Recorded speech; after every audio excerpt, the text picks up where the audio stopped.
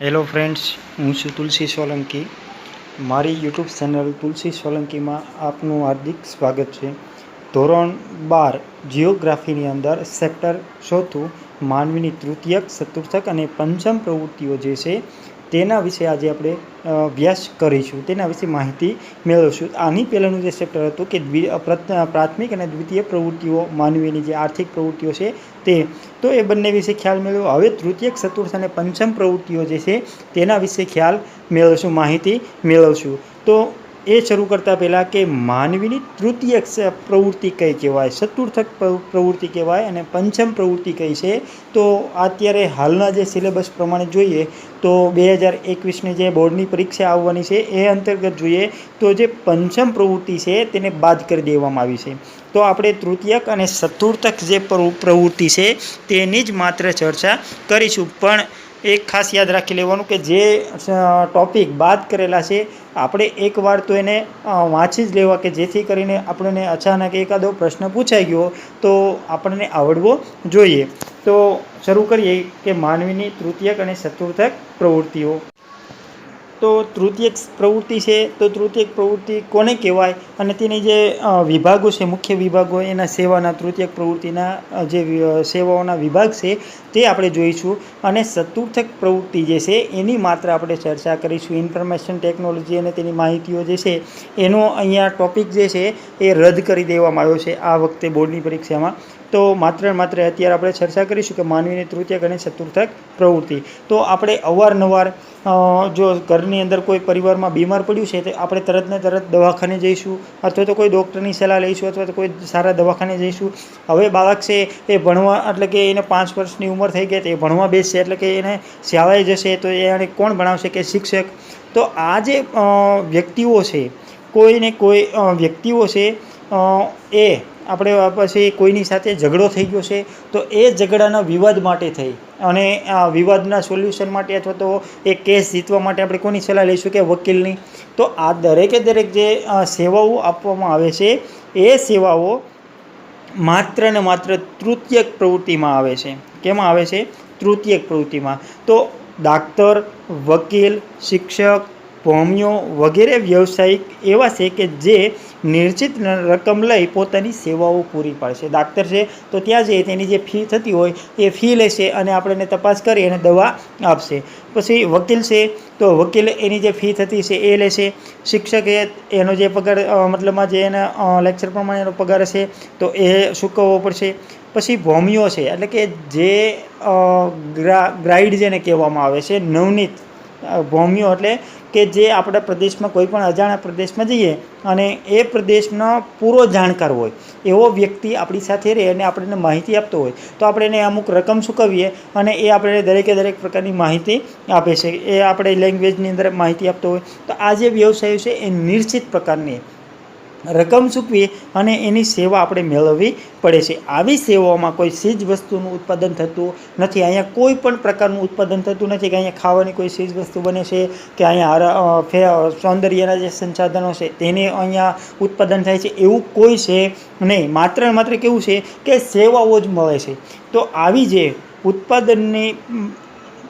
ઉત્પાદન પ્રવૃત્તિથી આવી સેવા પ્રવૃત્તિ અલગ છે. માનવીને આપી શકાય તેવી સેવાઓને તૃતીયક પ્રવૃત્તિ કહેવામાં આવે છે. ખાસ યાદ રાખજો, માનવીને આપી શકાય તેવી સેવાઓને તૃતીયક પ્રવૃત્તિ તરીકે ઓળખવામાં આવે છે, જેની અંદર સ્વાસ્થ્ય, કલ્યાણ, શિક્ષણ, મનોરંજન, વ્યાપાર, પરિવહન વગેરે તૃતીયક પ્રકારની પ્રવૃત્તિઓ છે. આપણને ઓપ્શન પદ્ધતિમાં પણ પૂછાય કે વન લાઇનર પ્રશ્ન તરીકે પણ પૂછાય.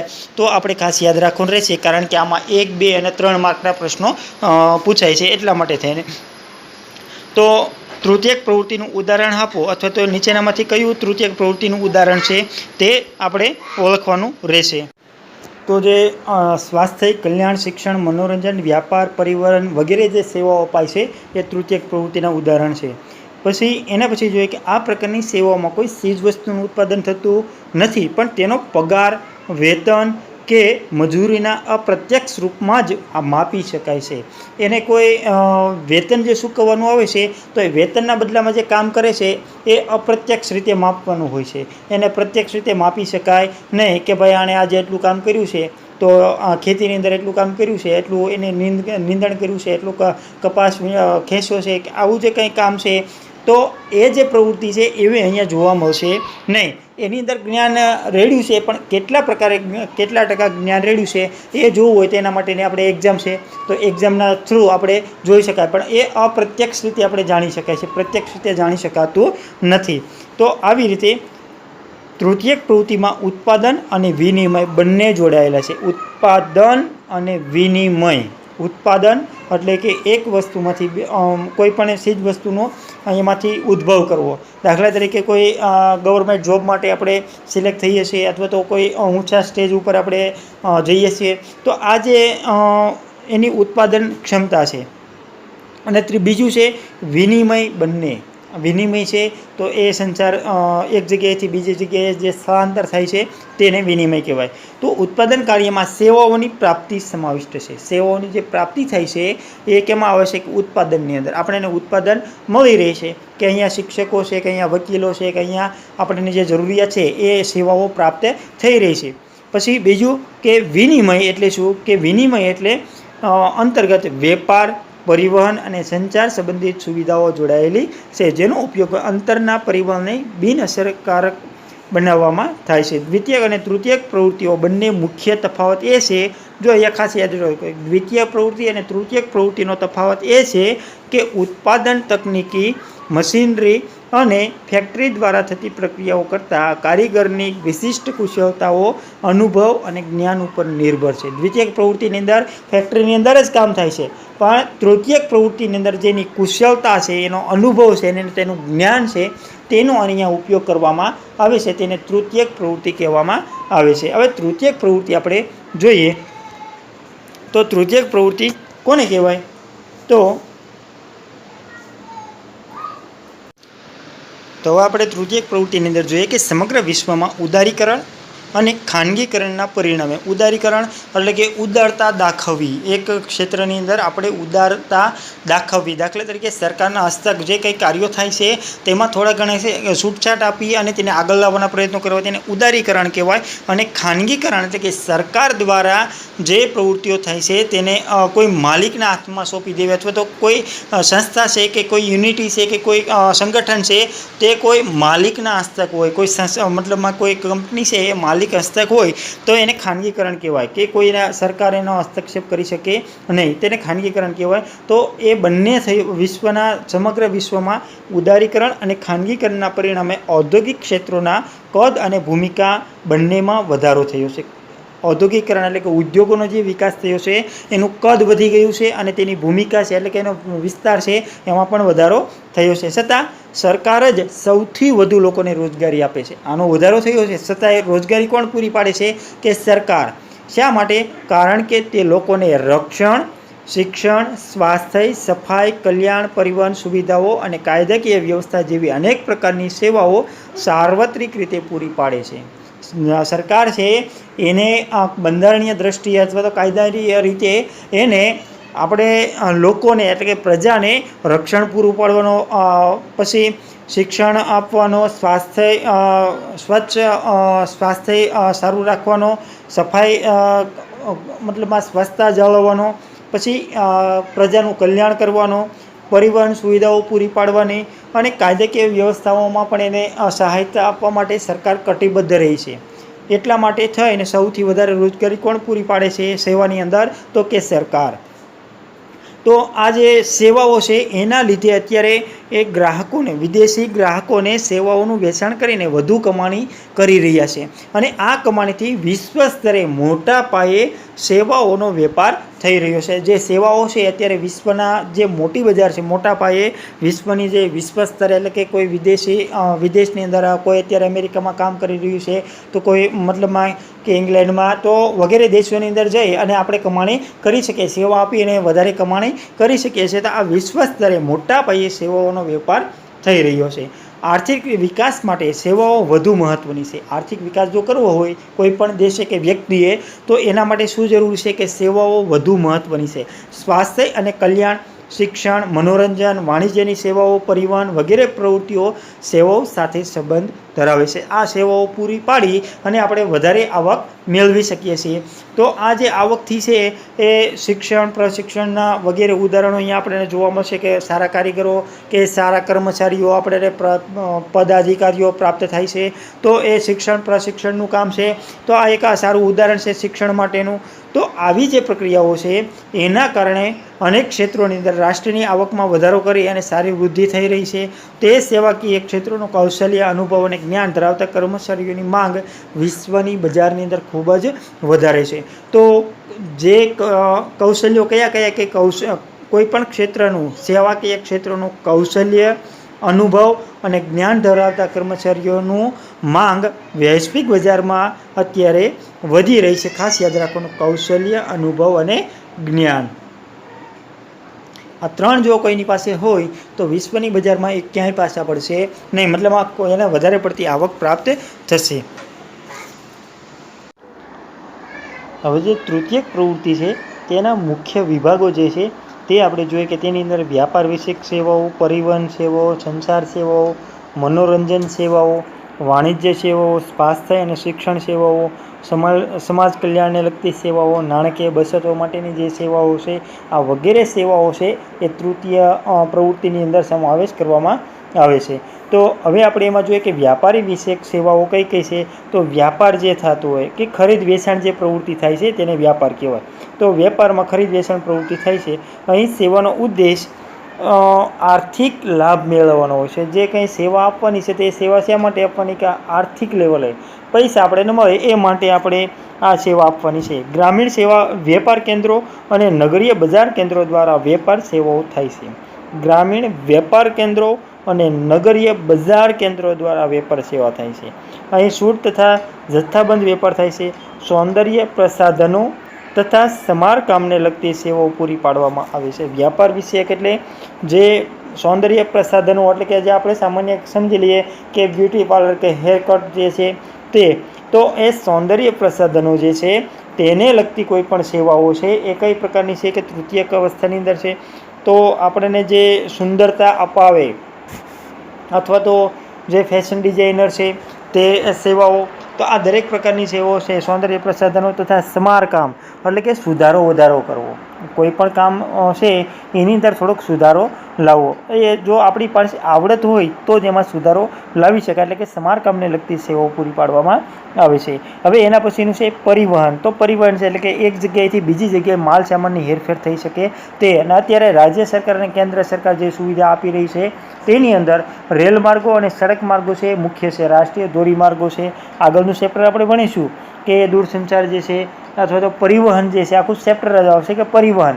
તો જે પરિવહન સેવાઓ છે એ માત્ર એક સ્થળેથી બીજા સ્થળે જવા માટે જે એમાં દરિયાઈ માર્ગો પણ આવી જાય, રેલ માર્ગો આવી જાય, સડક માર્ગો આવી જાય, પછી ફેરી બંદરો જે છે એનો પણ અહીંયા ઉપયોગ થતો રહે છે. તો આ ઉપરાંત જે આવી સેવાઓ છે એ સેવાઓનો જે ઉપયોગ કરવામાં આવશે એ તૃતીયક સેવાની અંદર સમાવેશ કરવામાં આવે છે. પરિવહન એટલા માટે કે માલ સામાનની હેરફેર થાય છે એટલા માટે, એક જગ્યાએથી બીજી જગ્યાએ પહોંચાડવા માટે જેનો ઉપયોગ થાય છે તે. એના પછી સંચાર સેવાઓ એટલે કે જે શબ્દો, સંદેશા, વિચારોની આપ-લે સંચાર સેવા દ્વારા થાય છે. આપણે વિચારને એક વિચાર બીજા સુધી પહોંચાડવો આપણો વિચાર, તો એ કેના દ્વારા પહોંચાડીશું કે અત્યારે કે ઇન્ટરનેટનું જે માધ્યમ છે, સંચાર સેવાઓ છે કે જે આપણે અત્યારે તો ફેસબુક, ટ્વિટર કે વોટ્સએપ એના દ્વારા આપણે વિચાર પહોંચાડીએ છીએ. પણ સંચાર માધ્યમો છે કે જે ટીવી ન્યૂઝ ચેનલો જે છે તેનાથી પણ આપણા એક વિચારો બીજા સુધી પહોંચી શકે છે, કે જેની અંદર શબ્દો અથવા તો કોઈ સંદેશ આપવો હોય, આપણે પોસ્ટર લખ્યું હોય કે સ્વચ્છતા જાળવવી, કંઈ લખેલું હોય નહીં પણ આપણે એને સફાઈનું ચિત્ર આપેલું હોય તો આપણે આ ઓટોમેટિક સમજી શકીએ કે અહીંયા સ્વચ્છતા જાળવવી. તો આવા જે સંદેશા છે અથવા તો વિચારોની જે આપ-લે કરવી છે એ વિચારોની આપ-લે સેવા દ્વારા થાય છે. એની અંદર મોબાઈલ, ઇન્ટરનેટ, ટેલિફોન અને ઉપગ્રહોને કારણે સંચાર સેવાઓ વ્યાપક બની છે. મોબાઈલ છે તો અત્યારે ભારતની અંદર જોઈએ કે નાના મતલબમાં કે 10 વર્ષનું જો બાળક હોય એ પણ અત્યારે મોબાઈલનો યુઝ કરતો હોય છે. એટલે કે મોબાઈલ, એની અંદર ઇન્ટરનેટ જે અત્યારે આપણને 4Gની સ્પીડ આપે છે, કે ઇન્ટરનેટ, પછી ટેલિફોન, એટલે કે ટેલિફોન સાથે ફેક્સ વગેરે જોડાયેલા હોય છે, પણ એ ઓલ્ડ સુવિધા છે. પછી ટેલિફોનની સાથે ઉપગ્રહો જે છે એ મુખ્ય ભૂમિકા ભજવે છે. તેના કારણે આ સેવાઓ વ્યાપક બની છે. ટપાલનું પ્રભુત્વ વર્તમાનમાં ઘટ્યું છે, કારણ કે ટપાલ સેવા છે અત્યારે ક્યાંય જોવા મળતી નથી. વોટ્સએપ ને, ફેસબુક ને, ટ્વિટર ને વગેરે આવી ગયા, એટલે કે મોબાઈલ આવી ગયા, એનાથી ટપાલ વ્યવસ્થા હતી એનું મહત્ત્વ ઘટી ગયું. રેડિયો, દૂરદર્શન દ્વારા ઘટનાઓ, સમાચારો, વક્તાઓના વક્તવ્યો સમગ્ર વિશ્વના શ્રોતાઓ માટે ખૂબ ઝડપથી પ્રચારિત થાય છે. તેથી તેમને સમૂહ માધ્યમો કહેવામાં આવે છે, કારણ કે એક સાથે અનેકને જોડી શકાય છે, એટલા માટે તેને સમૂહ સંચારના માધ્યમો તરીકે પણ ઓળખવામાં આવે છે. આપણને પૂછ્યું એક સમૂહ સંચારના માધ્યમો એટલે શું, કે કોઈ ઘટના છે, સમાચારો છે, વક્તાઓના વક્તવ્યો છે, કે રેડિયો, દૂરદર્શન વગેરે વિશ્વના શ્રોતાઓ માટે ખૂબ ઝડપથી પ્રસારિત થાય છે. તેથી તેમને સમૂહ સંચારના માધ્યમો તરીકે ઓળખવામાં આવે છે. હવે જાહેરાતો અને મનોરંજનના ઉત્તમ માધ્યમો બન્યા છે. સમાચાર પત્રો વિશ્વભરના સમાચાર વાચકો સુધી પહોંચાડે છે. ઇન્ટરનેટના કારણે સંચાર સેવામાં ભારે ક્રાંતિ થઈ છે. સંચાર સેવા કેના કારણે ઝડપી બની છે, કે ઇન્ટરનેટના માધ્યમથી. એ પણ યાદ રાખવું રહ્યું કે ઇન્ટરનેટના માધ્યમથી સંચાર સેવાઓ છે એ ઝડપી બની છે. હવે એના પછી મનોરંજન જે સેવાઓ છે, કે જે આપણને કોઈ પણ માનસિક રીતે અથવા શારીરિક રીતે થાકેલા હોઈએ, એટલે કે થાક અનુભવ્યો હોય ને એ સમયે આપણને કોઈ મનોરંજન મળી જાય, મતલબમાં કે આપણું તન મન પ્રફુલ્લિત થઈ જાય, કે જેનાથી આપણે કોઈ કાર્ય કરવા પ્રેરાઈએ ફરીથી. તો આવા મનોરંજન એટલે કે ફિલ્મો, દૂરદર્શન, રેડિયો, નાટક, ભવાઈ, બહુરૂપી સાહિત્ય, સંગીત વગેરે લોકોને મનોરંજન પૂરું પાડે છે. મનોરંજન સેવાઓ માનસિક તણાવ દૂર કરી વ્યક્તિને કાર્ય કરવા સક્ષમ બનાવે છે. યાદ રાખજો, મનોરંજન સેવાથી આનંદ મળે છે. વર્તમાન સમયમાં પ્રવાસ, પર્યટન, દૂરદર્શન વગેરે મનોરંજનના મુખ્ય માધ્યમો બન્યા છે. હવે ફિલ્મો, દૂરદર્શન જે છે એ આપણે ટીવીની અંદર બધું આવી ગયું છે, એટલે મોબાઈલની અંદર આવી ગયું છે, એટલે આપણે કોઈ બહાર જતા નથી. પરંતુ અત્યારે જે મતલબમાં કે યુવા વર્ગ છે એ રજાના દિવસોની અંદર કોઈ સ્થળો ફરવા માટે જાય છે, કે જેનાથી થકાન દૂર કરવા માટે કામ કરતા હોય છે. તો એક મનોરંજન, એક માનસિક રીતે આપણે તણાવ જે અનુભવીએ છીએ એ દૂર થાય છે. એના પછી આવે છે વાણિજ્ય સેવાઓ. તો વાણિજ્ય એટલે કે જાહેર ખબરો, વકીલો દ્વારા અપાતી કાયદાકીય સલાહ, બેંકોની સેવાઓ, જનસંપર્ક સેવાઓ, કર્મચારીઓના કૌશલ્ય વિકસાવવા અપાતું પ્રશિક્ષણ કીધું છે. શિક્ષણ તો એની પાસે છે, પણ એમાં વધારો કર્યો છે, એટલા માટે પ્રશિક્ષણ. નાણાકીય વ્યવહારોના જાણકારો અને સલાહકારો, હિસાબનીશો, કારકુન વગેરેની સેવાઓ ઉત્પાદન કાર્યના વિકાસમાં અને મહત્ત્વપૂર્ણ નિર્ણયો લેવામાં મદદરૂપ બને છે. આટલા માટે એને વાણિજ્ય સેવાઓ કહેવામાં આવે છે. જાહેર ખબરો દ્વારા પોતાના ઉત્પાદનોનો પ્રચાર સહેલાઈથી કરી શકાય છે.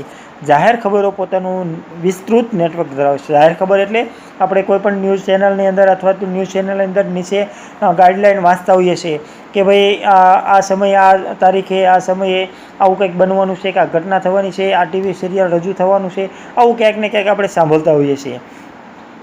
તો એ ક્યાંથી ખબર પડી, કે આપણે ટીવી સિરિયલો દ્વારા, ટીવી ન્યૂઝ દ્વારા, અથવા તો આપણે અત્યારે જે સમાચાર પત્રો આવે છે એની અંદર પણ જાહેરાતો આવે કે ભાઈ આ જગ્યાએ ઇન્ટરવ્યૂ છે, કે આ જગ્યાએ આપણને વેકેન્સી દર્શાવેલી છે, આ જગ્યાએ ભરતી છે, આવું આપણે જોઈ શકીએ છીએ. આ જગ્યાએ મેળો ભરાયેલો છે, આ જગ્યાએ સેલ છે, આ જગ્યાએ દિવાળી બોનસ મળે છે, આવું આપણને ક્યાંક ને ક્યાંક જોવા મળતું હોય છે, જે સહેલાઈથી પ્રસરી જાય છે. એટલે કે પ્રસરણ, જેની જાહેર ખબરો કરવી છે એ સહેલાઈથી થઈ શકે છે. આવી સેવાઓ, વાણિજ્ય સેવાઓ વ્યક્તિઓ સુધી પહોંચાડવામાં આવે છે.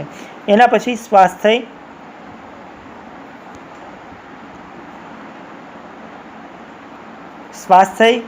અને શિક્ષણ સેવાઓ. સ્વાસ્થ્ય એટલે કે આપણા શરીરને સુખ, પહેલું સુખ તે જાતે નહીં. આ ગુજરાતી કહેવત છે આપણી ગુજરાતી લોકોની. તો શારીરિક રીતે સ્વસ્થ રહેવું અને સાથે સાથે શિક્ષણ પણ પૂરું મેળવવું. તો આ બંને કાર્ય છે એ પણ એમાં તૃતીય અવસ્થાની અંદર આવી જાય છે, કે સ્થાનિક સ્વરાજની સંસ્થાઓ, કે જે આપણે સ્થાનિક સ્વરાજની સંસ્થાઓ કઈ તો આગળ આપણે ક્યાંય ભણી ગયા છીએ, છતાંય સ્થાનિક સ્વરાજની સંસ્થાઓ એટલે કે ગ્રામ પંચાયત, જિલ્લા પંચાયત અને તાલુકા પંચાયત જે છે એ સ્થાનિક સ્વરાજની સંસ્થાઓ ગણાય છે. એ ઉપરાંત રાજ્ય સરકારો અને કેન્દ્ર સરકાર પ્રજાના કલ્યાણ માટેની વિવિધ પ્રકારની સેવાઓ પૂરી પાડે છે. એમાં આપણે જોયું કે રક્ષણ છે, કે વીમા કવચ રક્ષણ, પછી એની સાથે સાથે શિક્ષણ, કલ્યાણ વગેરે જે સેવાઓ છે એ આપણને સરકાર પૂરી પાડે છે. એટલે કે એની સાથે સાથે બીજું કે પરિવહન, સંદેશાવ્યવહાર, વેપાર, મનોરંજન, સડક નિર્માણ, શિક્ષણ, સિંચાઈની યોજનાઓ, ઉર્જા ઉત્પાદન, સ્વાસ્થ્ય વગેરેની ક્ષેત્રોની વિશાળ સેવાઓ નાગરિકોને પૂરી પાડી છે. પણ કોણ? આપણી સરકાર. તો આપણી સરકાર ઉપર એનો બોજો રહેલો છે કે પ્રજાને આવા કાર્યો મતલબમાં કલ્યાણકારી કાર્યો પૂરા બજાવવા, કે જેથી કરીને પ્રજા સુખીથી રહી શકે. ઉપરાંત સામાજિક, સાંસ્કૃતિક વગેરે ક્ષેત્રોની સેવાઓ પણ આપે છે.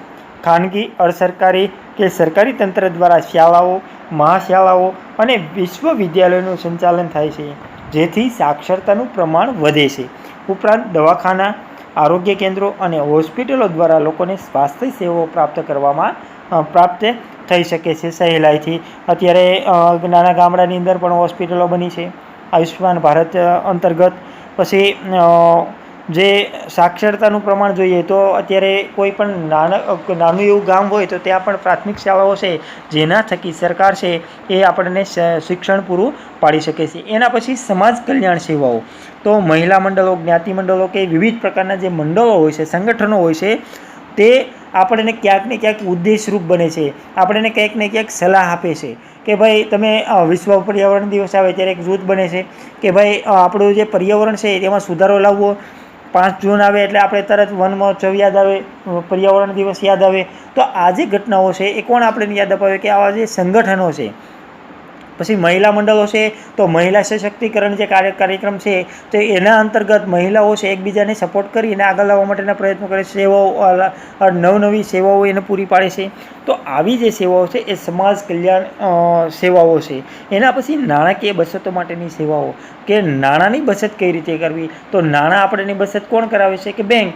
તો બેંકો આવી આપણને પ્રજાના કલ્યાણ હેતુસર RBI છે એ દરેક જગ્યાએ જોઈએ તો RBI છે એ વ્યાપારી બેંકોને મતલબમાં કે વ્યાપારી બેંકોને પ્રજાના કલ્યાણ હેતુથી બચત ખાતા ખોલી આપે છે અને તેમાં આપણે જમા કરાવી શકીએ છીએ. જેટલી આપણને પાસે કેપેસિટી હોય એટલું નાણું જમા કરી અને આપણને આર્થિક લાભ પૂરો પાડે છે ઉપર વ્યાજ આપીને. તો ઉપરાંત વીમા જે કંપનીઓ છે એ વીમા પોલિસી કાઢી અને આપણા જીવનની એક સારી એવી